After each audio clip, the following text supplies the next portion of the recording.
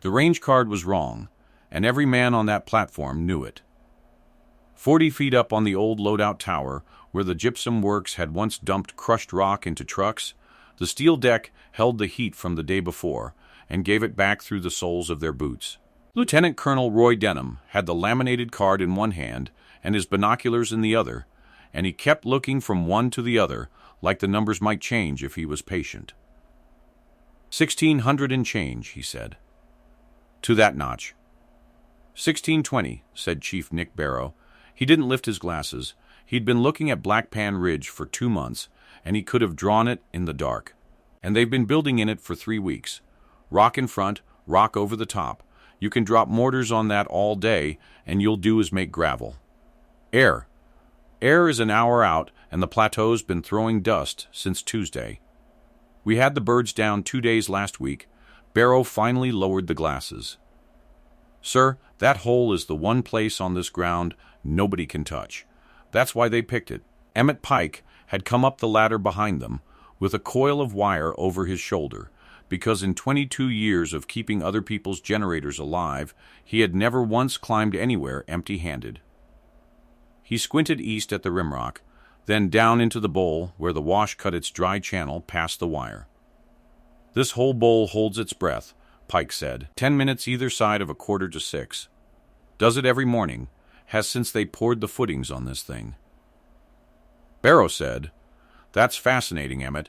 I'm just telling you what it does.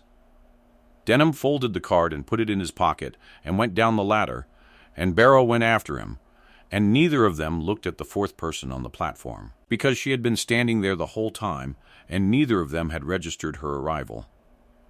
She was sitting on an overturned ammunition can with a green notebook open on her knee. She had not said anything. She had not reacted when Barrow said nobody could touch it. She wrote a line, and under the line she wrote a time, 0552, and then she wrote next to it, day 9, and closed the book on her thumb and kept looking at the ridge. If you're getting something out of this, take 1 second and subscribe and drop the name of the city you're listening from, because I genuinely like knowing where these stories land. Stay with this to the end. Before the sun is all the way up on this base, there is going to be a woman lying flat on that rusted steel deck, waiting on 90 seconds when the entire valley stops breathing, with 12 rounds in a sealed tin she has carried for 11 days, and the patience to spend exactly one of them. Sergeant Tess Holloway was 26 years old and looked like somebody's kid sister who had gotten on the wrong airplane. That was the first thing anybody said about her, and usually the last. At the airhead, a contractor had asked to see her badge twice. In the chow line at Cutbank, a lieutenant had asked her, kindly, whether she was with the USO group. She had grown up on the high side of Harney County, Oregon, where the rim rock stands up out of the sage like somebody drew a line with a straightedge, and the country in front of that base, dry, pale, rock and dust, and the smell of hot mineral was so close to home that the first week had made her stomach hurt.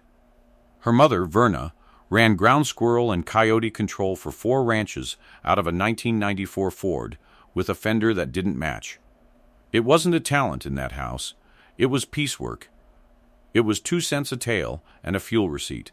Tess had been 11 the first time her mother handed her the rifle and said, "Alfalfa's yours today," and 11 and a half the first time she missed 9 in a row off a fence post while the wind came down off the rim in a river you could feel on your teeth.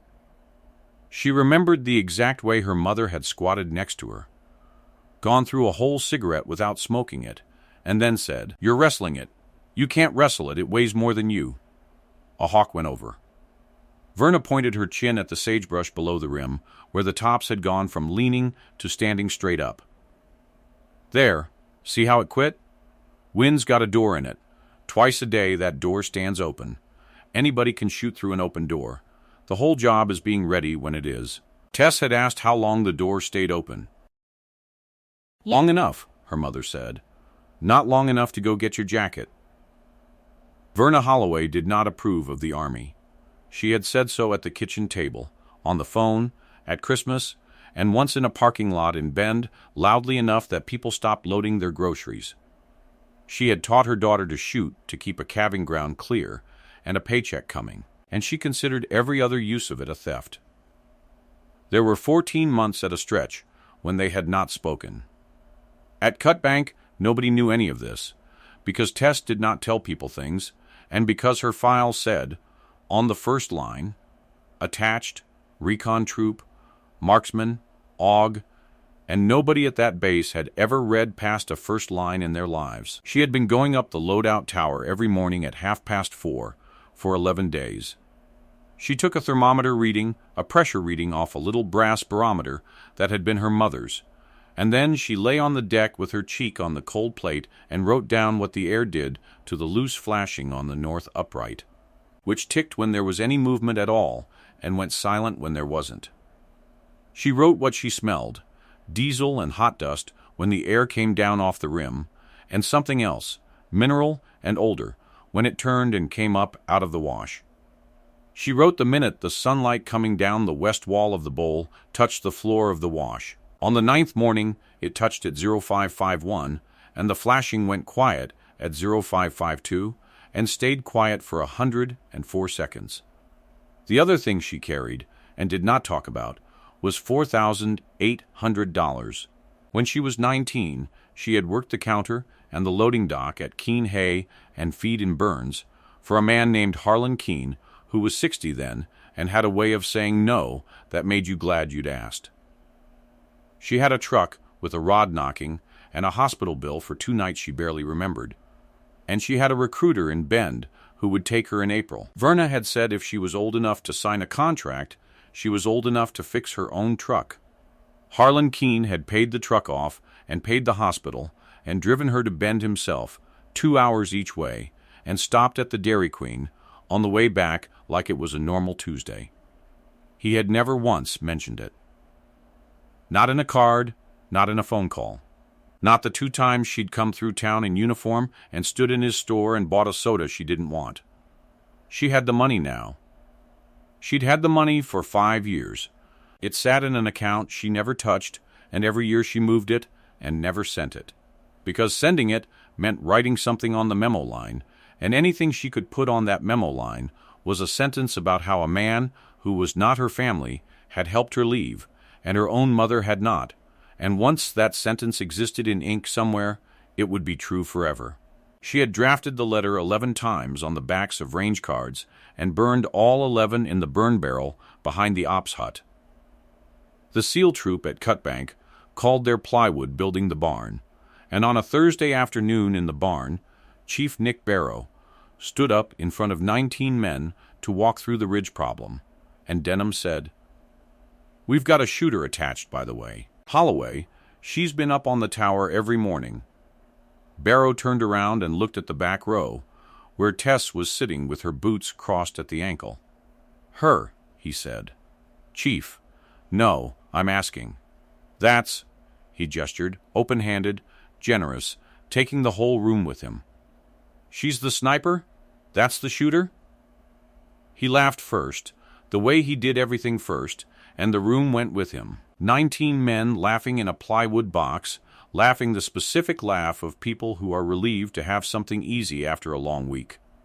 "Sir, with respect, I've got guys whose dip cans are older than that." "That's about right," Tess said. More laughing. Barrow spread his hands wider like a man being confirmed. She didn't say anything else. She looked at him until he turned back around, and then she wrote something in the green notebook, and Petty Officer First Class Marty Fenn, who was sitting 2 seats down and who had laughed as loud as anybody, glanced over and saw that what she'd written was a number and a win call for a target 3 ridges past anything they'd discussed. 2 days after that, Fenn found her at the cleaning table behind the barn with his rifle in her hands. He'd asked her, half a joke, to tell him why he was walking his group's left at 600 and getting nothing at 8. She hadn't shot it. She'd picked it up, held it, set it down, picked it up again, and put 2 fingers on the front ring of the scope base and rocked it maybe 1/1000th of an inch. "That's not tight," she said. "It's torqued." It was torqued. Something took a knock. She turned the rifle over and looked at the underside of the rail and there was a bright silver crescent on the anodizing where it had come down on a tailgate or a rock. You'll do it again in 2 weeks if you don't blue thread it. Ben looked at the crescent for a while. You saw that from holding it. I felt it. You can hear it too, if the wind's down. She handed it back. Sorry, that's a boring answer. No, he said. That's the answer. He told 2 guys. Nobody cared. The good afternoon came a week later, when the water heater in the shower point died, and a chief named Doyle put $20 on the table and said whoever guessed the wind at the sandbag berm inside 2 miles an hour ate free at the container store for a week. Everybody guessed. Tess, without getting up, without looking outside, said 6 gusting 9 out of the northeast, and it'll be 4 by dinner. You can't do that. I can't, she agreed. It's a scam. Don't give me the money. They gave her the money, and she spent all of it on beef jerky and root beer and put the whole bag on the table in the barn and said, I'm buying friends. It's going great. And for about 40 minutes on a Tuesday, 19 very serious men were eating her jerky and arguing about whether the store's root beer had gone flat in the shipping container. And one of them asked her how you learn wind, and she said, ground squirrels, and would not elaborate, and it was the funniest thing anybody had said in a month. Barrow came in halfway through, took a root beer, and left without saying anything to her. Pike watched her from the generator shed most mornings because he was up anyway and because the shed door faced the tower. What he could not get over was the ladder. Everybody who went up that ladder made noise. It was 40 feet of rusted rung and rattling stringer, and it announced you across the whole yard. Pike had heard men climb it for 2 years. She went up it in the dark with a rifle and a pack, and it made almost no sound at all. Not because she was fast. She was slow.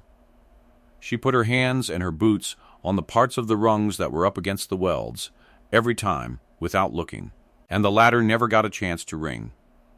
He mentioned it once to a mechanic, and the mechanic said, so she's quiet, and Pike said, no, that's not, and stopped, because he couldn't say it. It wasn't quiet. Quiet was an accident.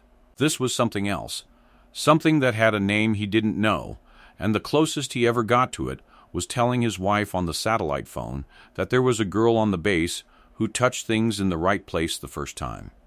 On the 11th morning, she came down the ladder at 0503 with the notebook in her cargo pocket and the tin of Lot 44 in her chest pouch, 12 rounds. 1 lot, 1 box, sealed with green tape, which she checked with her thumb the way other people check a wallet, and she was crossing the open yard between the tower and the aid station bunker when the south gate came apart. The sound arrived as a flat, physical shove, and then as a noise, and then as the sound of the base's whole east side raining down on itself. She was on the ground and did not remember getting there. Somewhere behind her a sheet of corrugated roofing came off a building and went end over end across the gravel like a playing card. Sergeant First Class Paul Dressler's voice came out of the ops hut speaker and out of every radio on the base at once, and it was very calm, which is how everybody knew it was bad. All stations, Cutbank, Maine. Vehicle born at the south gate. South wall is breached. I have. A pause. 3 seconds. Somebody talking behind him. I have 11 personnel on the wrong side of that breach. 11. Tower 2. Tower 3. Cover the gap. Everybody else, get off the open ground. Then a second sound started. From up and to the east, a slow, heavy knocking that came down into the bowl a half second after the dust jumped where it hit, and Tess knew what it was before she got her head up. The stone notch on Black Pan Ridge had opened for business, and it was firing down into the base, along the inside of the wall, into everything the men in the breach needed to stay alive. She got up and ran for the ops hut. Denham was standing at the map with a phone against his chest, and the plywood over the window had a hole in it, and he had not noticed. When she came through the door, he looked at her and then past her out of pure habit for somebody else. And then he looked back. Holloway, sir, That notch. He didn't finish it. 1620 from the tower deck, she said. 230 up. Barrow says nobody can service that. He's right for about 23 hours a day. Denham put the phone down. He was 51 years old, and he had been given, 6 weeks ago, a personnel line to approve. And he had approved it, and the line had said, attached, not employed. And he had done that because a chief he liked had told him the attachment was somebody's box check, and he had not spent 11 seconds finding out whether that was true. I wrote you off the employment roster, he said. That was me, not him. I did that. Yes, sir, go up the tower. She went. Nobody saw her cross the yard because everybody was face down. Pike, from the generator shed doorway, saw her go up that ladder into the dark with the heavy gun across her back, and she was slow, and the ladder didn't ring. At 0517, her voice came up on the troopnet for the first time in 2 months of being on that base, and it landed in 19 sets of headphones belonging to men who had laughed at her in a plywood room. Cutbank, Maine, Holloway, I'm on the loadout deck. I have the breach, the wash, and the ridge. Send me the count. Dressler said, 11 still on the wrong side. Copy 11. The first hour of that morning was not a battle so much as a set of arguments, each one lasting about 4 minutes. The first argument was about the wash. Men were coming up the dry channel from the south in 3s and 4s, hugging the west bank where the base's guns couldn't depress far enough. Tess had a hold on the lip of that bank because she'd written the lip of that bank in her book on day 3, and she took the first 2 of them at 410 meters, with the flat drilling sound of the 338 going out over the base and the strike arriving as a puff and a stop. The rest of that group went to ground and stayed there for 11 minutes, which was 11 minutes the men at the breach got to keep. Holloway, Maine, what are you seeing? They're not assaulting. They're feeding.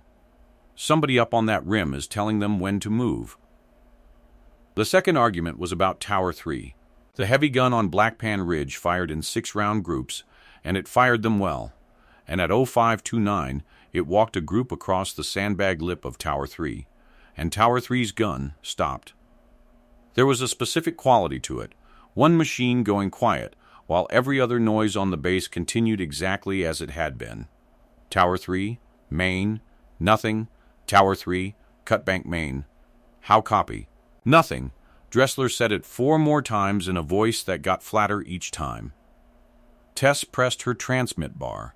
Teague, Specialist Alvin Teague, had spent an afternoon 2 weeks earlier holding her wind meter for her while she took readings, because he was bored, and because she was the only person on that base who had asked him a question about himself. He was 22 and from Lubbock, and he had a bad tattoo of a state outline on his forearm.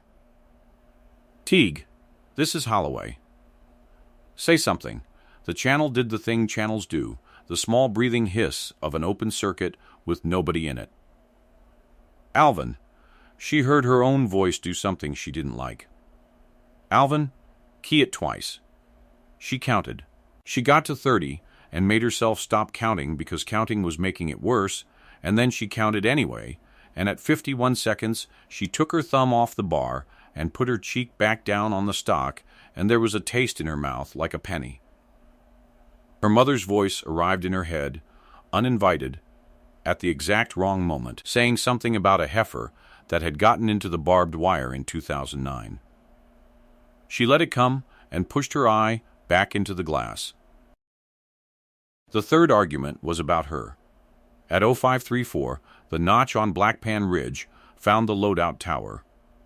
She heard the rounds hit the deck before she heard the gun. Steel plate does not absorb anything. It rings and it flexes, and the whole deck jumped under her ribs, and a piece of the north uprights flashing, the piece she had been listening to every morning for 11 days, tore off and went out into the dark. Rust came off the underside of the deck in a sheet and got into her mouth and her collar. Something hot went past her calf close enough to feel, and she found later it had taken the heel off her left boot. She had 2 choices, and both of them were bad. She could go down the ladder and the ladder was on the east face, in the open, in view of that notch, and she would be on it for 11 seconds. Or she could stay on a steel deck that a heavy machine gun had now ranged. She stayed. She slid 18 inches left, into the shadow of the ore chute where the steel was doubled. And she put her forehead down on the back of her hand for 2 seconds and made herself take one breath all the way to the bottom. And the thing she said to herself was the thing she always said, which was, "You are not required to like it." The gun fired another group. The chute took most of it, and the noise inside her skull was like being in a barrel somebody was beating with a bat. And grit came down off the top of the structure and got into the action, and she cleared it with a rag she'd had in her pocket since Kandahar. And while she did it, she was counting the seconds between the gun's groups, because the length of the pause between groups tells you how many people are up there and how they're working. 22 seconds. 24. 22. "He's got 2 guys," she said on the net. "One on the gun, one feeding, one looking. 3 total. They're disciplined. This isn't a village crew." Barrow's voice came on for the first time. "Say your position's status. Position's fine. Holloway, that thing is on you." Yes, 12 seconds of nothing on the net. At 0541, the west end of the breach began to come apart in the literal sense. The blast had folded a HESCO section, and the wire had gone with it. And the earth in that section had been slumping out of the torn mesh in a slow gray fan for 20 minutes, and every time the ridge gun raked it, another 2 feet of it went. Denham's people were trying to plug it with the work's old wheel loader, and the first driver got out about 40 feet and came back at a dead run and was not able to explain himself for a while afterward. "Maine, Holloway, who's counting?" 9 on the wrong side, Dressler said. "Was 11. 9. Copy 9. She heard the loader start up again, and she looked over her shoulder and down.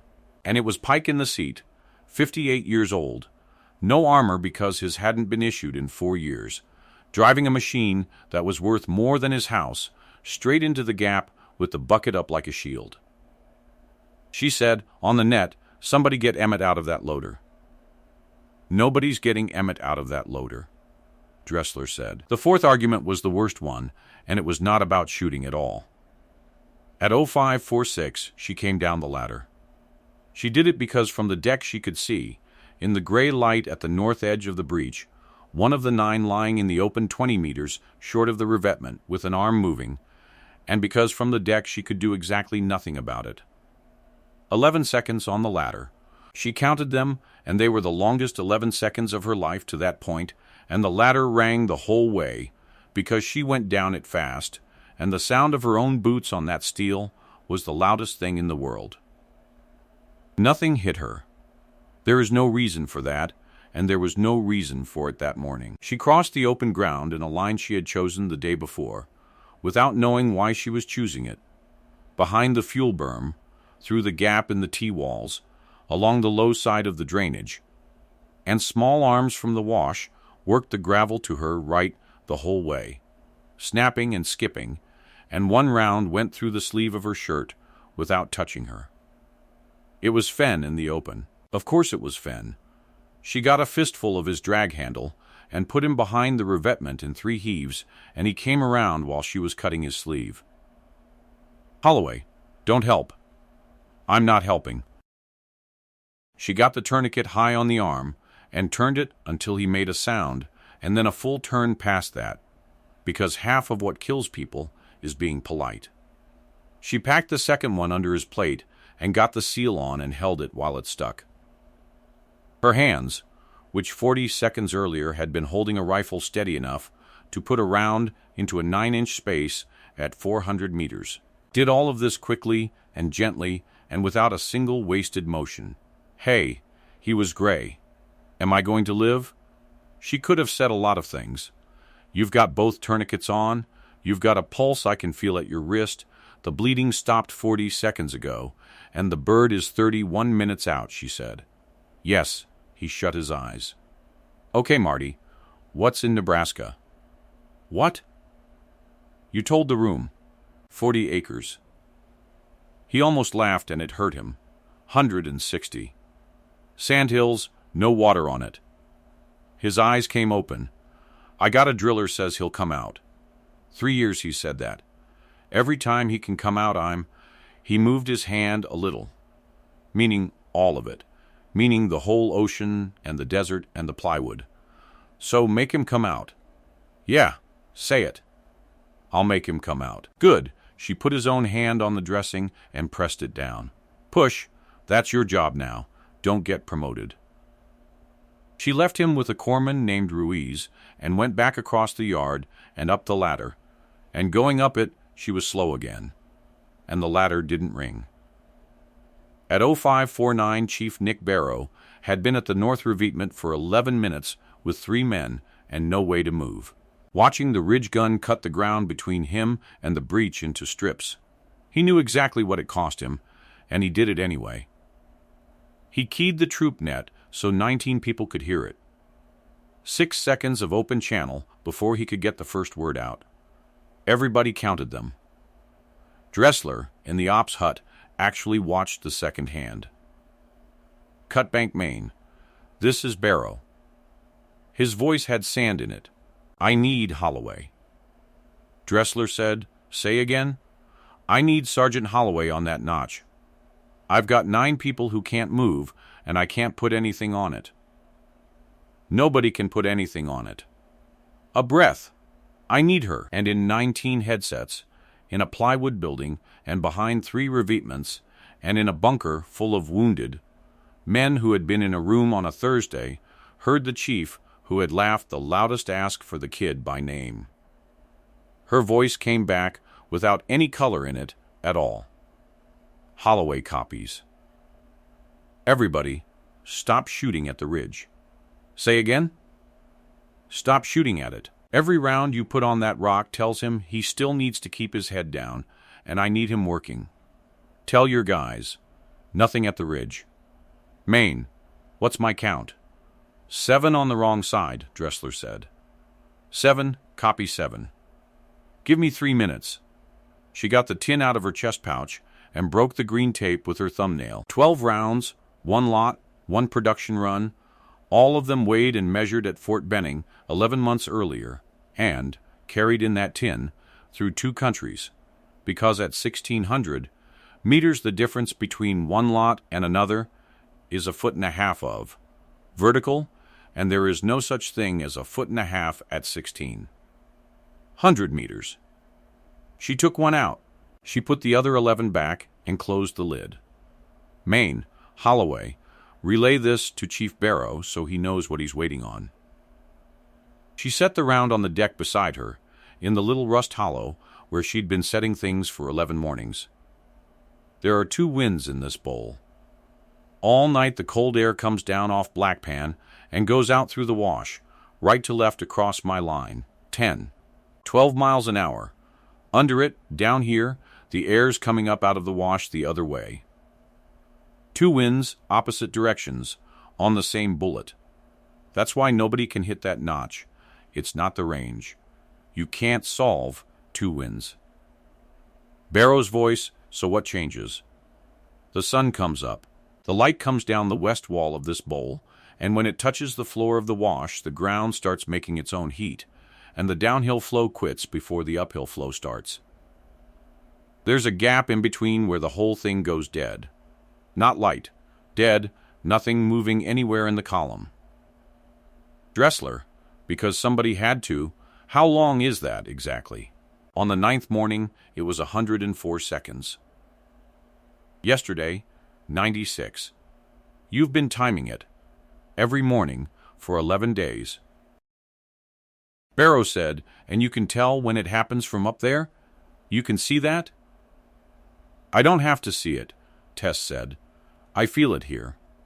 The cool goes off my face. The flashing on this tower stops ticking. That's already happened. It's gone. So I'll use the guy wire on the antenna mast instead. It sings the same way. And the light's my clock. It's on the west wall right now, about 80 feet up. When it gets to the bottom, I've got about 1.5 minutes. Nobody said anything for a moment. Holloway, Barrow said. How much longer? She looked at the wall of the bowl, at the gray gold line coming down it at the speed of the world turning. 4 minutes, she said. Everybody hold on. 4 minutes is a very long time when a gun on a ridge is firing 6-round groups every 22 seconds. She built the shot while she waited. She did it out loud, on the net, slow, because Barrow had asked, and because there was nothing else to do with her mouth. 1,620 meters. 230 up, so I'm shooting uphill, and gravity gets less of a bite at the bullet than the tables think it does. I take 0.4 of a mil off. Density altitude out here this morning is doing me a favor. The air's thin and dry and warm, and it's like shooting through a room with the door open. That's another 0.2. She dialed. The turret clicked, and every click was audible on the net, which is a sound that made 3 men in the ops hut stop breathing.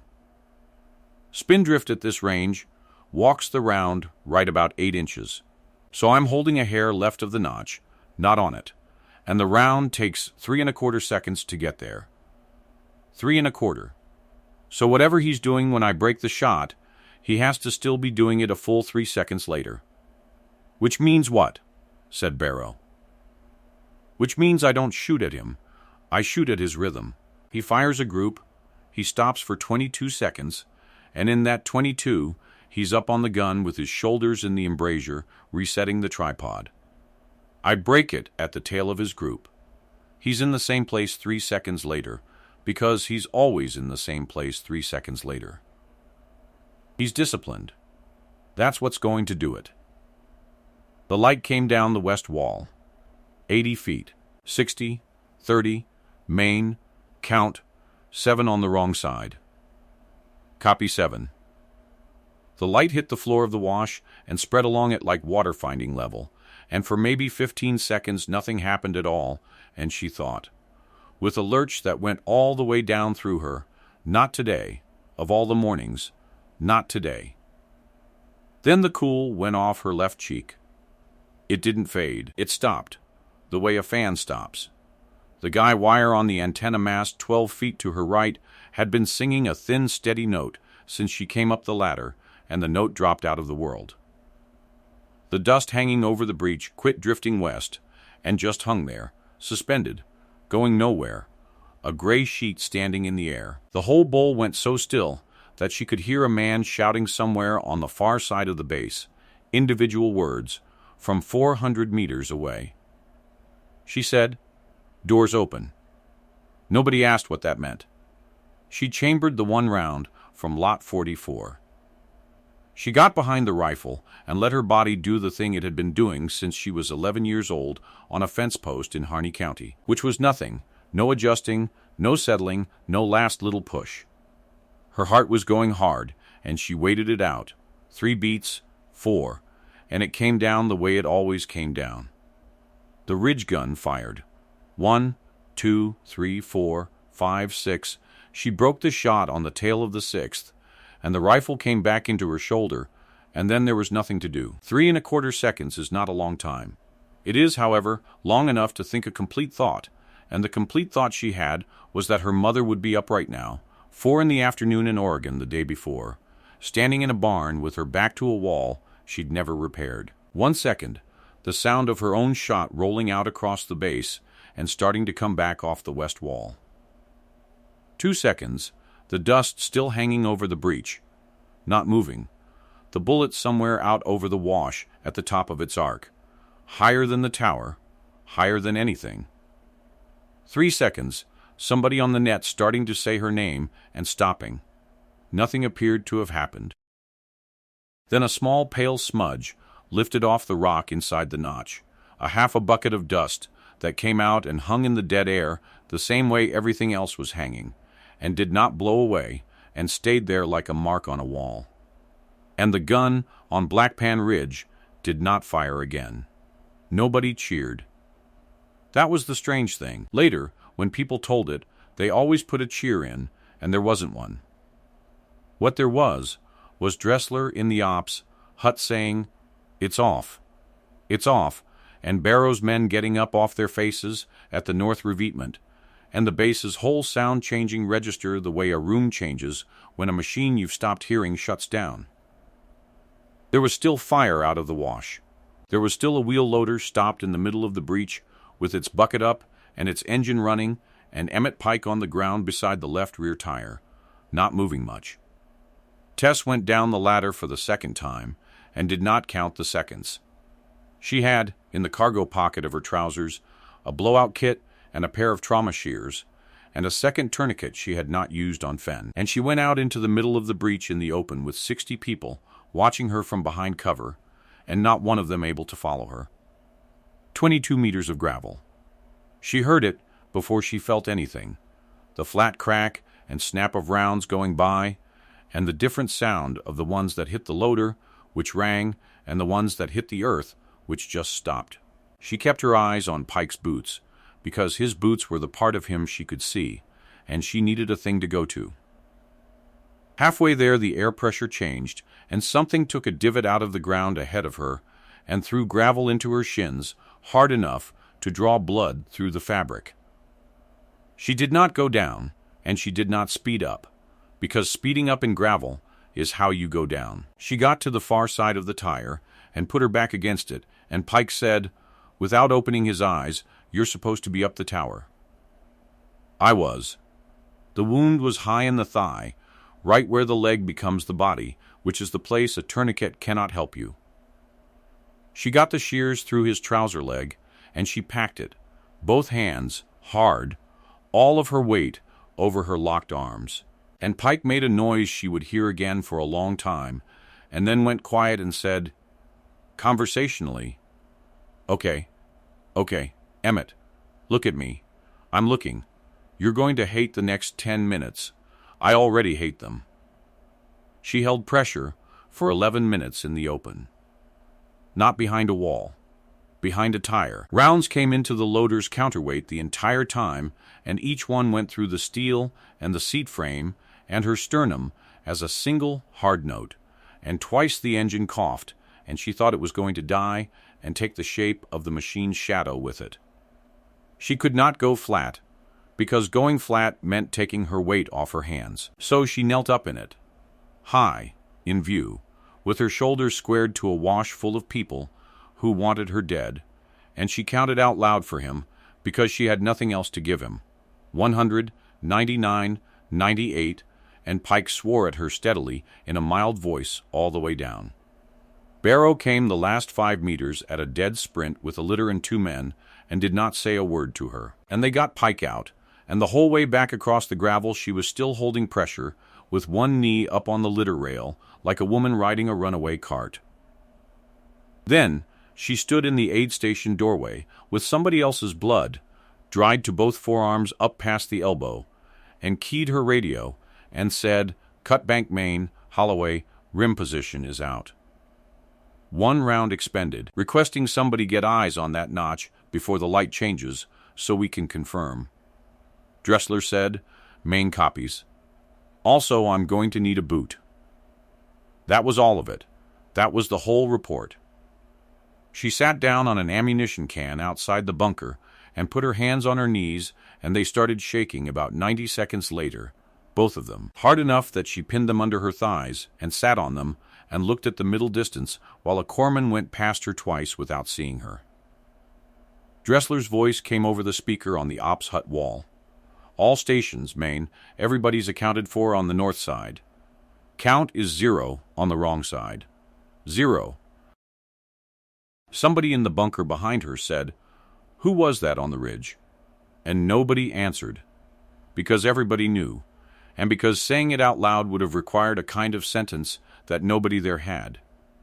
Specialist Alvin Teague was found alive under a collapsed sandbag revetment at Tower 3 at 0710 with a broken collarbone, a concussion, and a radio that had taken a round through the battery. He had been trying to key it for 50 minutes. When they told her, she went out behind the burn barrel and stood there for 4 minutes and then came back in.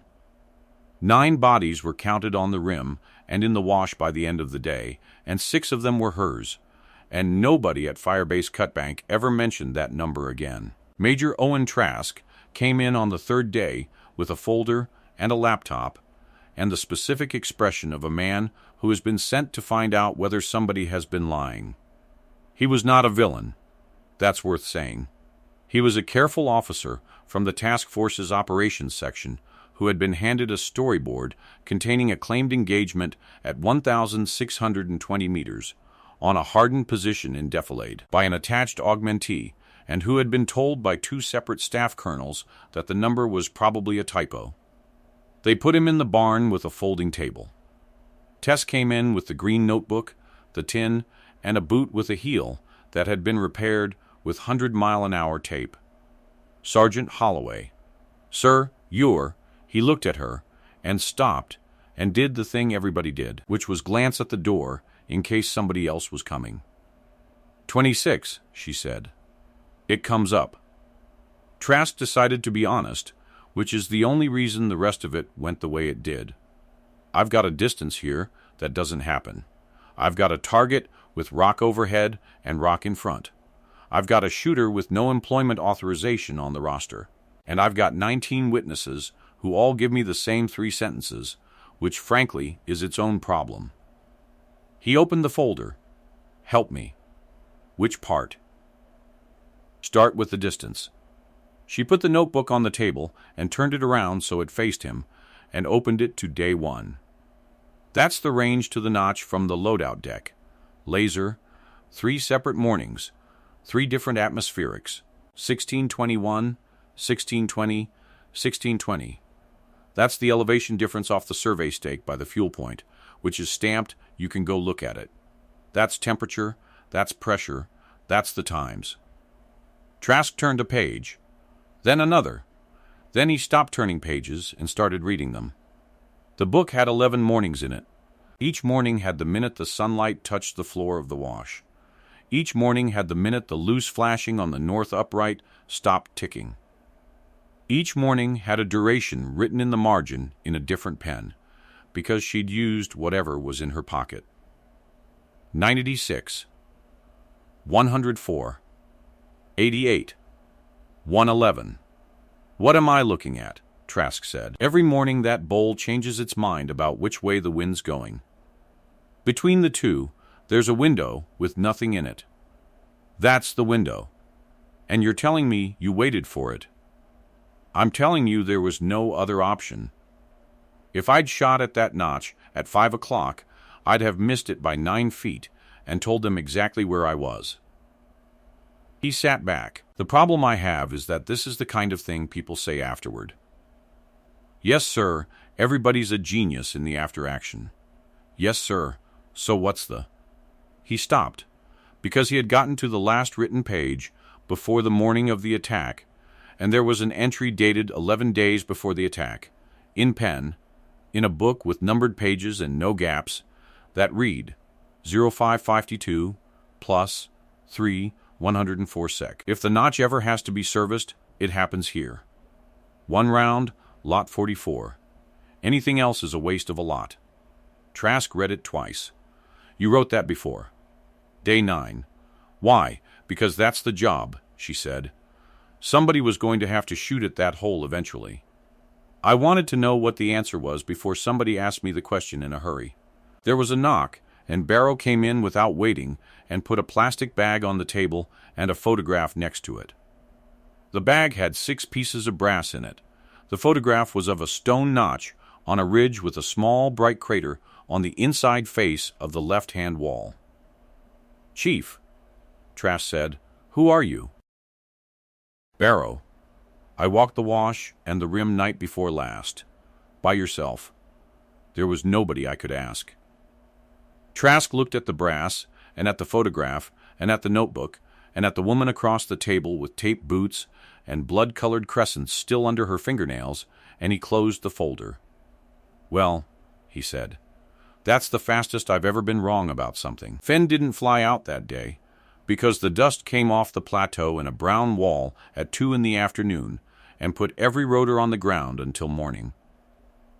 So at 11 o'clock at night, in a half-buried aid station with 2 lights on and a generator noise coming through the wall, Tess sat on an ammo can next to his cot, and they were the only 2 people awake. You look terrible, Fen said. You want to see the boot? I've heard about the boot. She showed him the boot.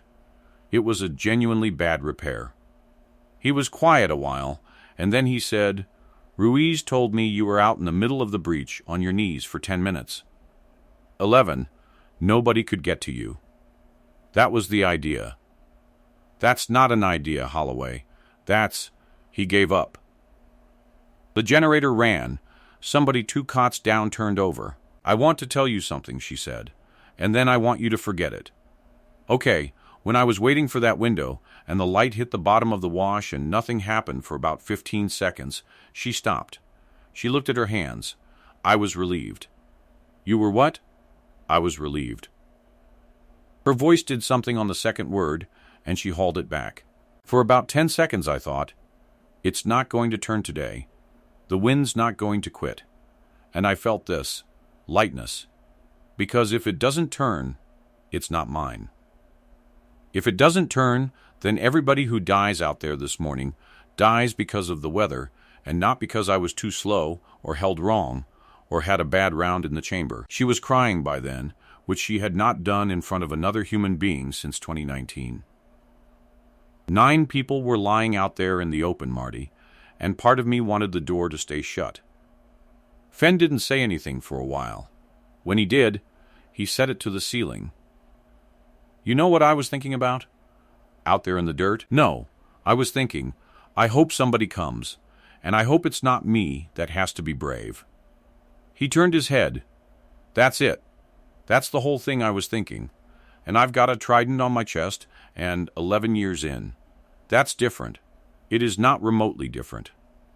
He said it hard enough that it cost him.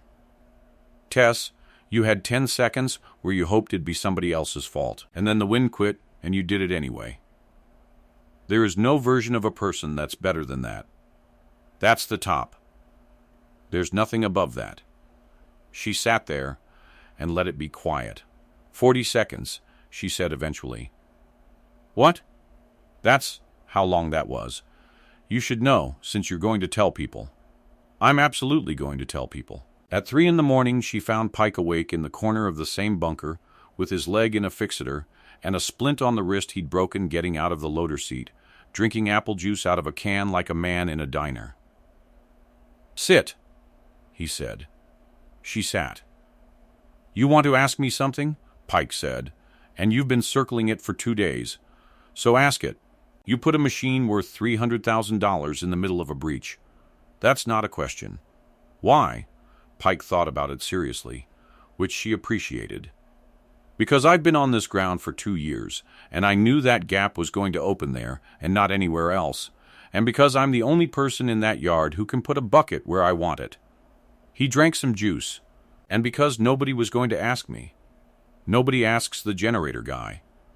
You wait to be asked out here, you'll wait your whole life. That's the answer to a different question, Pike said. Ask me the one you came in for. She looked at the floor for a while. There's a man in Oregon, she said, who paid off my truck and a hospital bill when I was 19. $4,800. He drove me to the recruiter's office himself, 2 hours each way, and bought me a blizzard on the way home, and he has never mentioned $1 of it in 7 years. And you've got the money. I've had the money for 5 years. So what's the holdup? I don't know what to write on it. Pike laughed, and it hurt him, and he stopped. Honey, I've been that guy. I've been that guy 4 times. I put a kid named Dominic through the last year of diesel school in 2011, and I still don't know if he finished. He set the can down. You know what the money is? The money's nothing. He didn't miss it, or he'd have said something. Guys like that don't lend money, they place a bet. And the thing about a bet is, you never find out if you won. He knows I'm in. He knows you enlisted. That's the last thing he knows. That was 7 years ago. Pike shifted in the cot, wincing. You think he's sitting there waiting on a check? He's sitting there wondering if he ruined your life. He drove you to that recruiter. Tess, your mother didn't. He did. You think he's never once laid awake about that? She didn't answer. Send him his money if it makes you feel better, Pike said. But if you send the money and not the other thing, you're going to be the second person in that transaction who never mentioned it. She went to the comms tent at 5 in the morning when the satellite window was open and nobody was in line, and she gave the number to the operator and stood there with the receiver against her ear while a phone rang in a feed store in Burns, Oregon, at 6 in the evening the day before, and she thought, he won't be there, it's after close, and then she thought, he's always there after close. Keen hay and feed. Harlan, it's Tess Holloway. There was a pause on the line, and it was long enough that she thought she'd lost the connection, and then Harlan Keene said, in the flat way he said everything, well, where in the world are you calling from? I can't say. Course not. Paper moved. He was doing something with his hands, because he always was. Are you hurt? No, sir. Okay, and she'd had 11 letters, and she couldn't remember a single line from any of them, so what came out was, I've got $4,800 in an account with your name on it in my own handwriting, and I've had it since I was 21. And I never sent it, because if I sent it, I'd have to say the rest of it, and I couldn't figure out how. Her free hand was flat on the plywood counter, and she was pressing down on it. You drove me to Bend. You drove me 2 hours to Bend, and you bought me a blizzard, and you never said one word about it, and I have thought about that drive probably 400 times. The line hissed. It's a Ford, Harlan said. What? That truck. Was a 96, wasn't it? Long bed. He cleared his throat, and the sound of an old man clearing his throat came 8,000 miles in about a second. Sit here a minute. I'm looking for a pen. Harlan, send the money if you want it gone. That's your business. But I want you to hear the other thing, since you brought it up. He came back on. Your mother came in here about a month after you left and stood right where you used to stand and asked me why I did it. And I told her the truth, which is I did it because you'd made up your mind, and the only thing left to decide was whether you got there in a truck that worked. A pause. She didn't talk to me for a year and a half. I didn't know that. No. Well, paper, she started buying her mineral tubs off me again in 2021. She's never brought it up. That's the family disease. It's the county disease, Harlan said. Now listen, you send that money and I'll cash it. Because I'm not a rich man and I'm not going to pretend. But you call this store twice a year for the rest of my life. That's the interest. Twice a year, once around Easter and once whenever you feel bad, he said. That's when people call anyway. Barrow came and found her 4 days later at the cleaning table behind the barn, with 2 cups of coffee, one of which he set down next to her and did not mention. He stood there long enough that she finished a bolt. I've got something to say, and I've written it down twice, and both times it was about me, he said. So I'm just going to say it badly. Okay. When you walked into that brief, I made a joke about your age and 19 guys laughed, and I want to be clear that I knew what I was doing. That wasn't a slip. I had a room, and I used it. He was looking at the tower over her shoulder, not at her. I've done it for 20 years. Somebody comes in, I take a read on them in 4 seconds, and then I make the room agree with me. And the reason I do it is that when the room agrees with me, I don't have to find out if I was right. She set the bolt down. On the morning of, when I had to key that mic and say your name, he stopped. Started again. There were 4 guys behind that revetment listening to me do that, and I want you to know that was the worst. No, that's about me again. He put his hand over his mouth and took it away. You went out in that breach on your knees for 11 minutes, and I stood behind a wall and watched you do it, and I've been in this job since I was 19 years old, and I have never once been more useless than I was standing there. And I don't know how to say that in a way that isn't about me either. I've been trying for 4 days. I can't find one. The bass made its noises. A vehicle somewhere. A door. Keep looking. Tess said. Barrow stood there for another 11 seconds. Then he picked up his coffee and went, and about halfway across the yard he stopped and turned around and said, "Blue thread, right? On the base." And she said, "Blue, not red. Red and you'll never get it off." And he nodded like a man taking down an address and kept going. The call from Walt Fenn came 9 days later, patched through to the ops hut, and Dressler handed her the phone with an expression she couldn't read. "Is this the girl?" "This is Sergeant Holloway, sir," Marty said, the girl with the boot. "That's me." Walt Fenn was 71, and he had a voice like a gate. "I don't know how any of this works. I don't know what any of it's called. They told me a lot of words on the phone, and I wrote them down, and I couldn't tell you one of them now." "That's all right. I've got 2 boys," he said. "The other one's in Reno, and he don't call." A long breath on the line. So when the phone rang, I already knew. I sat down before I picked it up. I've been sitting down before I picked that phone up for 11 years. "Yes, sir. They said he lost a lot of blood and somebody got to him." "Yes, sir. Was that you?" She had her hand flat on the plywood again. "It was a lot of people, sir. I'm asking about the part where somebody came and got him off the ground." And there was nothing to say to that, so she said, "Yes." Walt Fenn didn't say anything for a while, and when he did it wasn't words at first. And then he said, "I don't have any way to pay you for that." "There's nothing. No, now, hold on. I'm not asking you what to do about it. I'm telling you I don't have any way." He stopped and got hold of himself. "That's all. I just wanted the person to hear me say it. You can go on now." She stood in the ops hut with the receiver in her hand after the line went dead, and Dressler very carefully looked at his screen and did not turn around, and she went outside and sat on the ammunition can for a while. The barn on a Tuesday evening was 19 men and a projector that didn't work, and a room that smelled like plywood and hot electronics. And when the door opened, it opened the way it always did, so nobody looked up right away. She came in to give Doyle back a spotting scope she'd borrowed. That was all she came in for. She had it under her arm, and she was 2 steps in when the closest man saw who it was.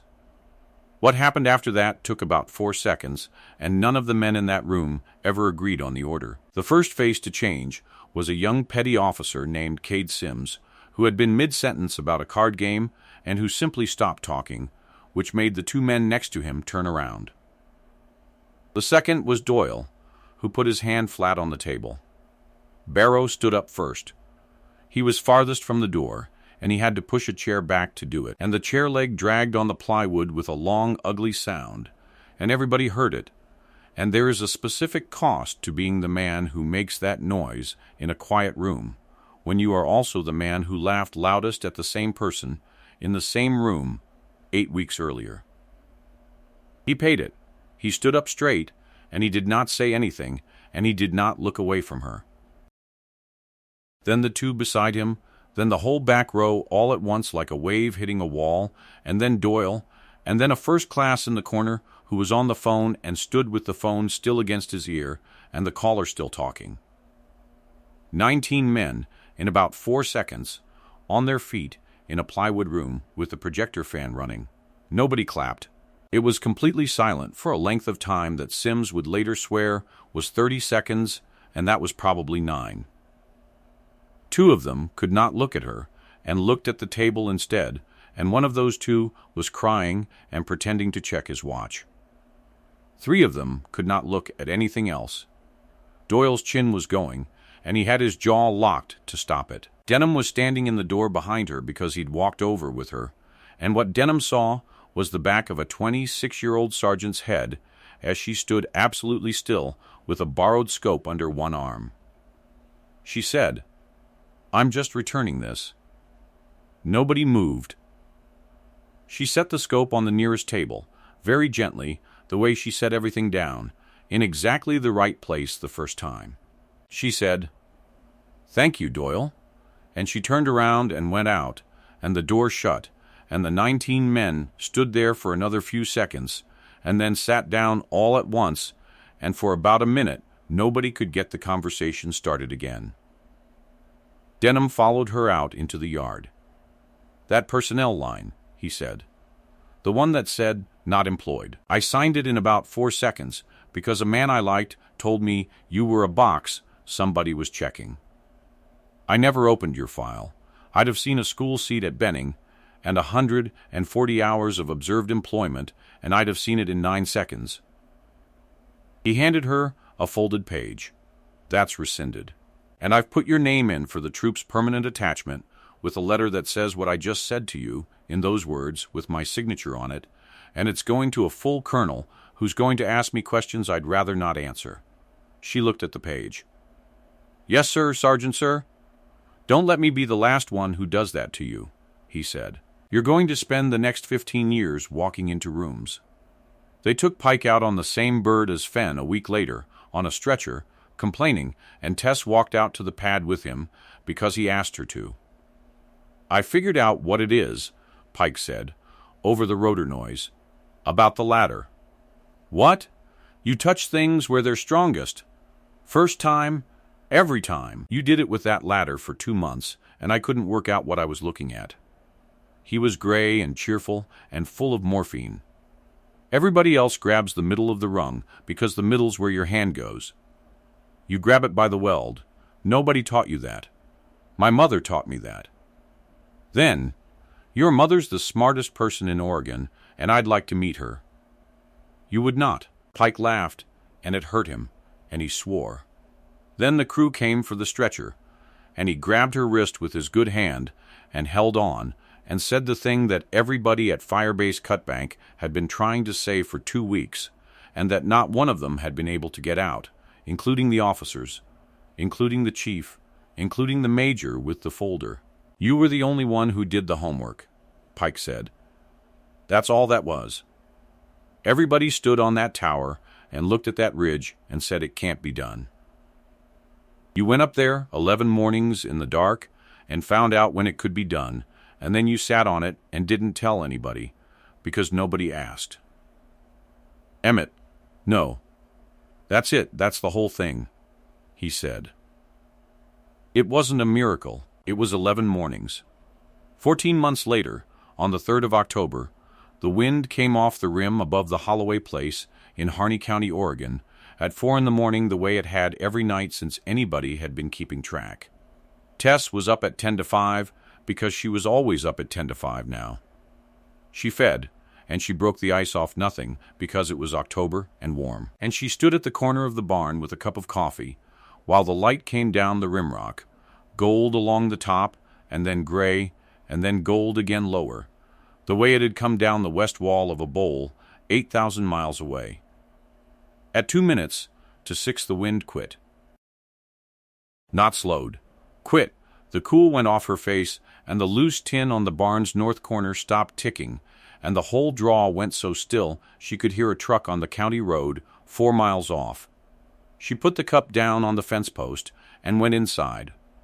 She shut the door behind her and stood in the kitchen with her back against the counter and her hands flat on the counter behind her, and she stayed there, breathing, for about 2 minutes, until the sun got on the sage down in the draw, and the air turned over and came back up the hill, and the tin started ticking again.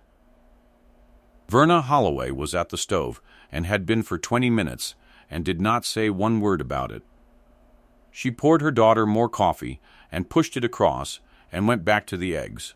And that was the whole conversation, and both of them understood it completely. They had not fixed anything, the two of them. Verna still called it that outfit, and said it with the flat back of her tongue. But she'd started leaving the porch light on, and in June she had driven 11 hours to Boise and sat in the back of a room where a general said her daughter's name, and she had left before the end because she couldn't stand the sitting. On the refrigerator, under a magnet from a tire shop in Burns, there was a photograph of a wellhead. It was not a good photograph. Somebody had taken it into the sun, but you could see a pipe coming out of the ground in country that was all grass and low hills, and a wet dark patch spreading out around it, and off to one side a driller's truck with the door open, and in the corner of the frame, out of focus, a man in a ball cap with his hands on top of his head. On the back, in pen, 160 acres, 310 feet, 22 gallons a minute. Water's got iron in it and tastes like a nickel. Best thing I ever drank. M.F. Marty Fenn had left the Navy in March, which surprised absolutely everybody except him. He and his father ran 41 head on the place now, and Walt had moved into the trailer and complained about it constantly. In August, Marty had called her from the middle of a field to tell her that the well had gone dry for 6 hours and come back, and that he'd aged a year, and that his arm still didn't rotate right, and he'd stopped caring. Emmett Pike had a used equipment yard on the highway outside Kingman, Arizona, with a bad leg, a good chair, and a business card that said heavy iron, honest hours. He called her the first Sunday of every month at exactly 9 in the morning her time, and he never once asked her about that morning at Cutbank. And the whole shape of the friendship was that he'd already said everything he was going to say about it on a helicopter pad. Harlan Keene had cashed the check. He'd sent her a receipt, written on the back of a feed ticket in pencil, paid in full, HK. And then, at the bottom, in smaller letters, ACT. Remains open. She kept it in the notebook. She called him at Easter, and she called him again in November when she felt bad, exactly as instructed. She had gone into the store in August and stood in the same place at the same counter, and Harlan, who was 68 now and moved like a man with one hip, had made her carry mineral tubs for an hour before he'd talked to her, and then he'd said, over the top of the register, "You know what I couldn't have told you when you were 19? I couldn't have told you that you were good at anything. I didn't know. Nobody knew. He rang up somebody's fly spray, but you'd get here at 10 of 6 every morning, and you'd stack that dock in the same order every single time, and it took me about 3 months to notice that the reason I could find things was you. That's not a talent. No, Harlan said. Most of what people call a gift is just somebody who was willing to keep showing up before it mattered. 2 years after that morning, Firebase Cutbank was handed over, and because a colonel who had once read a letter from Roy Denham thought it was the right thing to do, Sergeant First Class Tess Holloway was on the manifest. The gypsum works was going to be dropped in the spring. The whole structure was a hazard and had been since 1974. She had an hour on the ground. She went up the loadout tower. Slow, she put her hands and her boots on the rungs up against the welds without looking, every time, and the ladder didn't ring, and 40 feet up she came out onto a steel deck she could have drawn in the dark. Black Pan Ridge sat there in the early light with the notch in it. The wash was dry. The bowl held its heat and gave it back through the soles of her boots. She had brought a small steel ammunition box with a rubber gasket, and inside it was a green notebook, not the original. She'd copied every page of it by hand over 2 evenings, in block letters that anybody could read. 11 mornings of temperature and pressure and light. The minute the sun touched the floor of the wash. The minute the air quit. A column of durations. And on the last page, in the same block letters, the wind in this bowl turns over between 0548 and 0556, depending on the month. It goes dead for roughly a minute and a half. You will feel it on your face before you see it anywhere. Do not read it off the far end, read it off yourself. Everything above is 11 mornings of one person's work, and it is yours now, whoever you are. Add to it. 1620 to the notch. She bolted the box to the underside of the ore chute, where the steel was doubled and the rain never got, and she checked it twice, and it sat right the first time. Down below, somebody was leaning on a horn. The cool was still on her face. The guy wire on the antenna mast was singing its thin, steady note, and would sing it for another 20 minutes yet, and she stood on the deck a second longer with her hand on the cold rail. And then she went down the ladder and walked out across the yard toward the trucks with her chin level and her eyes forward, unhurried, in a place that was about to stop existing, having left the only thing in it worth keeping.